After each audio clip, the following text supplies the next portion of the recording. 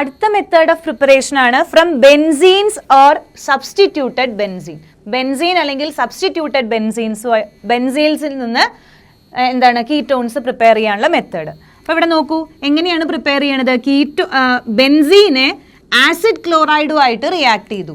Acid ക്ലോറൈഡുമായിട്ട് react ചെയ്തു in presence of anhydrous AlCl3. Acid ക്ലോറൈഡുമായിട്ട് അൺഹൈഡ്രസ് AlCl3യുടെ പ്രസൻസിൽ നടക്കുന്ന റിയാക്ഷൻസ് നമ്മൾ പഠിച്ചതാണ്.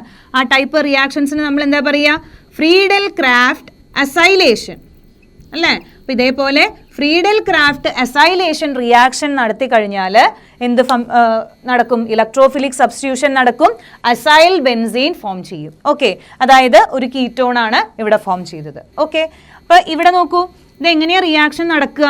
ഇവിടെ RC≡OCl എന്ന് പറയുന്ന ഈ ഒരു ഗ്രൂപ്പ്, ഈ ബേസിന്റെ പ്രസൻസിൽ ക്ലോറിൻ ഒരു ലീവിംഗ് ഗ്രൂപ്പാണ്. ക്ലോറിൻ അവിടെ നിന്ന് പോവും. ക്ലോറിൻ പോയി കഴിയുമ്പോൾ ഈ RC≡O+ എന്നുള്ള ഈ ഒരു സ്പീഷീസ് ആയിട്ട് മാറും, ഇലക്ട്രോഫൈൽ ആയിട്ട് മാറും. ഇലക്ട്രോഫൈൽ വന്നിട്ട് നമ്മുടെ ബെൻസീനിൽ അറ്റാച്ച് ചെയ്യും. ഇലക്ട്രോഫിലിക് സബ്സ്റ്റിറ്റ്യൂഷൻ റിയാക്ഷൻ നടക്കും. എന്നിട്ട് നമ്മുടെ കീറ്റോൺസ് പ്രൊഡ്യൂസ് ചെയ്യും. അപ്പോൾ ഈ ടൈപ്പ് റിയാക്ഷൻ ആണ് ഫ്രീഡൽ ക്രാഫ്റ്റ് അസൈലേഷൻ റിയാക്ഷൻ. അപ്പോൾ ഇതേപോലെ ബെൻസീൻസ് എന്താണ് ആസിഡ് ക്ലോറൈഡുമായിട്ട് റിയാക്ട് ചെയ്തിട്ട് അൺഹൈഡ്രസ് AlCl3യുടെ പ്രസൻസിൽ ആസിഡ് ക്ലോറൈഡുമായിട്ട് റിയാക്ട് ചെയ്യുമ്പോൾ കീറ്റോൺ ഫോം ചെയ്യും. ഇത് എന്താണ് ആൽക്കൈൽ ആസിഡ് ക്ലോറൈഡ് ആണ്. ഇവിടെ ആൽക്കൈൽ ഹാലൈഡ് ആണ്. അതിനെ പോലെ അരോമാറ്റിക് ആയിട്ടുള്ള ഈ R ഗ്രൂപ്പിന് പകരം അരോമാറ്റിക് ആയിട്ടുള്ള ഏതെങ്കിലും ഗ്രൂപ്പാണ് എടുത്തതെങ്കിലും എന്താണ് ഇതേപോലെ റിയാക്ഷൻ നടക്കും. ഓക്കെ, ARC≡OCl അല്ലെങ്കിൽ നമുക്ക് സ്പെസിഫിക് ആയിട്ട് C6H5C≡OCl ആയിട്ട് റിയാക്ട് ചെയ്യുമ്പോൾ എന്താ പ്രോഡക്റ്റ് ഫോം ചെയ്യുക. ഇവിടെ ആരോയിൽ അൺഹൈഡ്രസ് AlCl3 വേണം. ഫ്രീഡൽ ക്രാഫ്റ്റ് അസൈലേഷൻ നടക്കണമെങ്കിൽ ആസിഡ് ക്ലോറൈഡ് എന്താണ് അൺഹൈഡ്രസ് AlCl3യുടെ പ്രസൻസിൽ റിയാക്ട് ചെയ്യണം. അപ്പം എന്താ ഫോം ചെയ്യുക, ഇലക്ട്രോഫിലിക് സബ്സ്റ്റിറ്റ്യൂഷൻ നടക്കും. C≡O C6H5 ഫോം ചെയ്യും.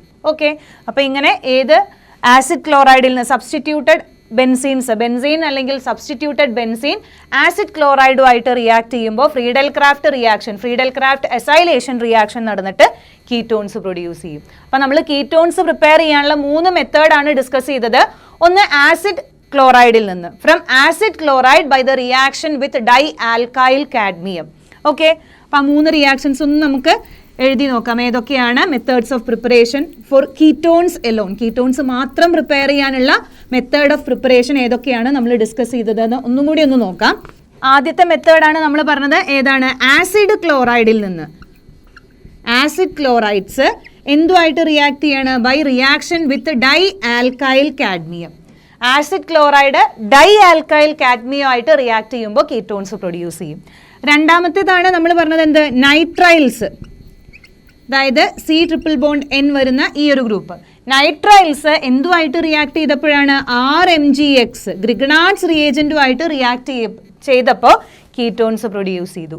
ഇനി മൂന്നാമത്തെ മെത്തേഡാണ് എന്ത്, ഫ്രം ബെൻസീൻ അല്ലെങ്കിൽ സബ്സ്റ്റിറ്റ്യൂട്ടഡ് ബെൻസീൻ. ബെൻസീൻസ് അല്ലെങ്കിൽ സബ്സ്റ്റിറ്റ്യൂട്ടഡ് ബെൻസീൻ എന്തുമായിട്ടാണ് റിയാക്ട് ചെയ്യണത്, ആസിഡ് ക്ലോറൈഡുമായിട്ടാണ് റിയാക്ട് ചെയ്യണത് in presence of anhydrous AlCl3 അല്ലെങ്കിൽ ഏതെങ്കിലും ലൂയിസ് ആസിഡിന്റെ പ്രസൻസിൽ റിയാക്ട് ചെയ്യുക, ഫ്രീഡൽ ക്രാഫ്റ്റ് അസൈലേഷൻ റിയാക്ഷൻ നടത്തുക. അപ്പോൾ ഈ 3 റിയാക്ഷൻസിൽ നിന്നും നമുക്ക് കിട്ടുന്ന പ്രോഡക്റ്റ് എന്ന് പറയുന്നത് കീറ്റോൺസ് ആണ്. അപ്പോൾ കീറ്റോൺസിന്റെ മെത്തേഡ് ഓഫ് പ്രിപ്പറേഷൻ ആണ് ആസിഡ് ക്ലോറൈഡ്സ് ഡൈആൽക്കൈൽ കാഡ്മിയമായിട്ട് റിയാക്ട് ചെയ്തത്, നൈട്രൈൽസ് ഗ്രിഗ്നാർഡ് റിയേജന്റുമായിട്ട് റിയാക്ട് ചെയ്തത്, ബെൻസീൻ അല്ലെങ്കിൽ സബ്സ്റ്റിറ്റ്യൂട്ടഡ് ബെൻസീൻസിന്റെ ഫ്രീഡൽ ക്രാഫ്റ്റ് അസൈലേഷൻ റിയാക്ഷൻ വഴി. ഓക്കെ.